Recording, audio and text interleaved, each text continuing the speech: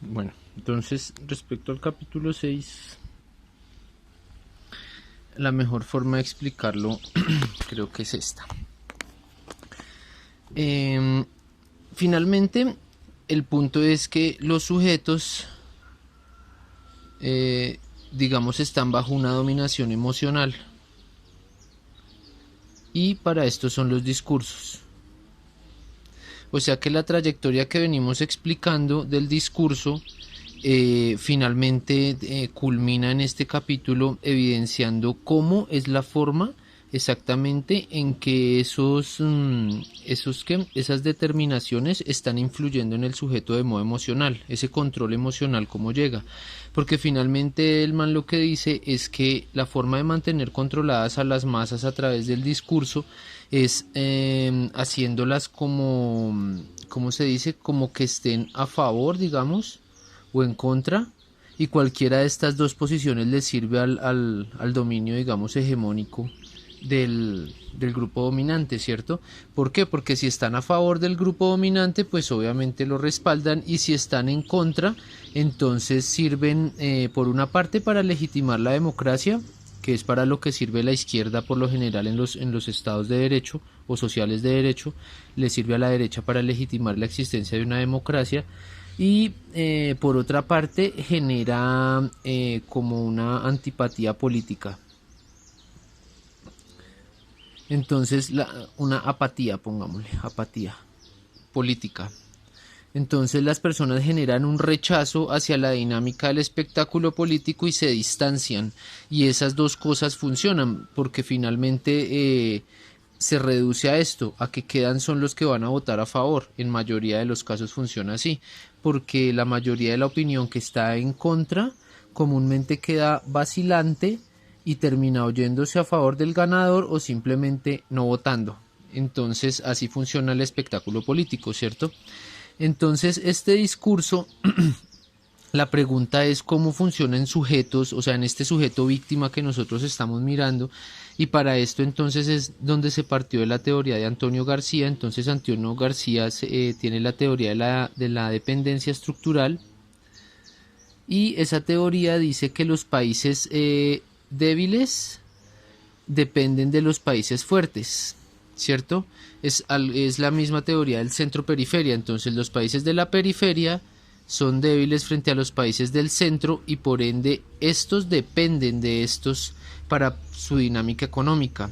Eso genera, según Antonio García, una reacción dialéctica, y es que la reacción dialéctica de la dependencia es la dominación, es su opuesto dialéctico, es el otro punto de esa relación. Entonces, como nosotros dependemos de los países dominantes, entonces ellos tienen derecho a dominarnos. Eso es muy importante entender esto. ¿Por qué? Porque nosotros lo traslapamos, lo convertimos en algo más pequeño, y entonces en una versión no a nivel de país sino a nivel de las personas. Entonces nos pudimos dar cuenta que cuando se configura el sujeto, entonces ese sujeto se configura con el fin de que sea dependiente.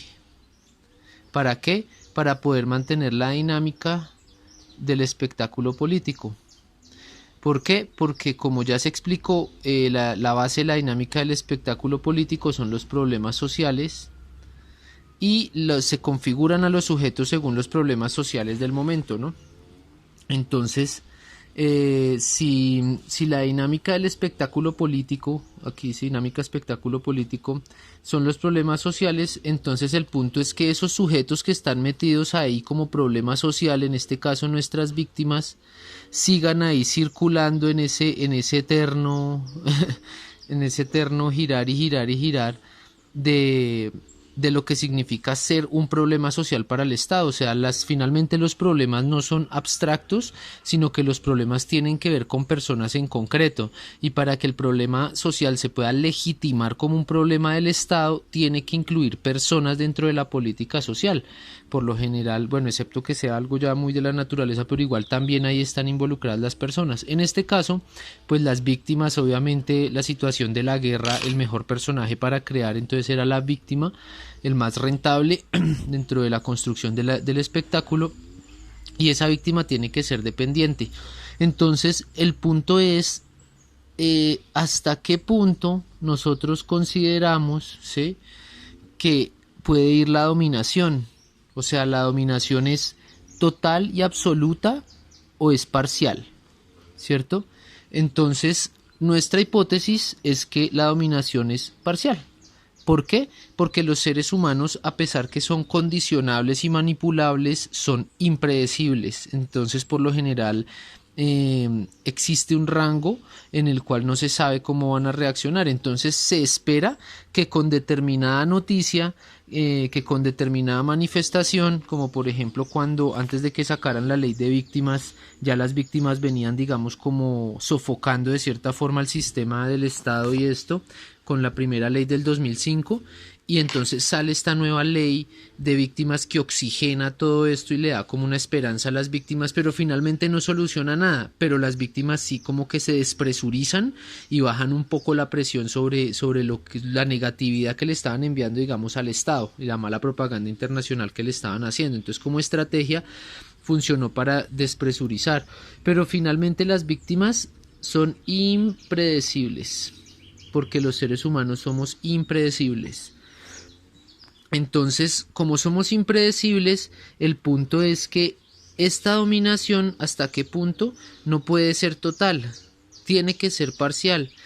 Y acá entonces empezamos nosotros a configurar un aporte metodológico basado en esta teoría de Antonio García para poder identificar cuál es el nivel de dominación del sujeto, en este caso el sujeto víctima. Entonces, ¿cuál es el nivel de dominación sobre eso? O sea, el discurso viene, se crea a través del discurso político, jurídico, todo lo que ya explicamos en los otros capítulos, y la pregunta era cómo se articula realmente al sujeto, cómo el sujeto lo apropia dentro de sí, siendo que el sujeto es un ser humano que antes era otro sujeto, pero ahora está apropiando estas cualidades de sujeto. Entonces, cómo las apropia y cómo las internaliza, por decirlo de alguna manera, en su nuevo proceder y en su nueva realidad. Entonces el punto es hasta dónde esa dominación es real. Entonces lo que nosotros estamos evidenciando acá con lo que nos dice Antonio García es que bueno, espero que los garabatos no sean muy enredados, pero bueno, sigan la línea explicativa. Lo que nos dice Antonio García es que a mayor independencia hay menor dominación, ¿cierto? O sea, entre más independientes sean los sujetos, va a haber menor dominación del sujeto hegemónico sobre estos sujetos individuales. Y a mayor dependencia, mayor dominación del sujeto hegemónico sobre el sujeto particular, ¿cierto? De lo que nos dice Antonio García, nosotros derivamos esta fórmula y entonces dijimos, el sujeto está entre estos dos, o sea, es como una línea, digamos, como una vara, y el sujeto oscila entre distintos grados que, digamos, pueden ir de la independencia a la dependencia, donde en ciertos aspectos el sujeto puede ser más dependiente o puede ser más independiente. Entonces nosotros dijimos cómo se compone el sujeto. Entonces aquí es donde ya viene digamos, las teorías y las metodologías específicas que se utilizaron para este capítulo, y es que el sujeto, vamos a colocarlo acá, el sujeto, quedó torcido el sujeto, el sujeto está construido por pensamientos, emociones y acciones. O sea, el sujeto piensa, siente y actúa acorde a lo que siente.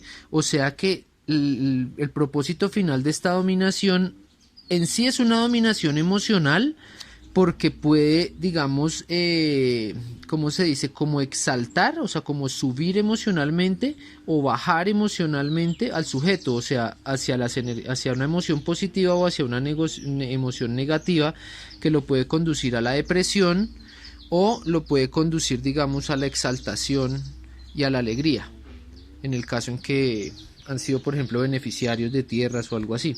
O a la depresión cuando se les niega, por ejemplo, la posibilidad de ser beneficiarios. Entonces, si el discurso busca manipular estas emociones, podemos entender, por ejemplo, lo que pasó con el establecimiento del año 85 como fecha límite. Entonces, hay un grupo de personas que van a quedar sobre esta emoción y otro grupo de personas que van a quedar sobre esta emoción, que fueron las que no alcanzaron a quedar. Entonces, en sí, la política tiene la intención de manipular esas emociones para lo que dijimos, de poder atraer a favor o en contra del grupo dominante hegemónico, ¿sí? Y los pensamientos, por ende, están interrelacionados porque pueden ser pensamientos de superación o pensamientos de depresión, ¿sí? Entonces, si la emoción es negativa, que puede ser, por ejemplo, la tristeza, entonces se va a construir un pensamiento, que viene acá el pensamiento, ¿sí? Entonces, la emoción, por ejemplo, de la tristeza está interrelacionada con la depresión, ¿sí? Y por ende, la acción, lo que nosotros sostenemos acá es que la acción negativa es una acción como precisamente apática o de rechazo, una acción de rechazo hacia la dinámica política.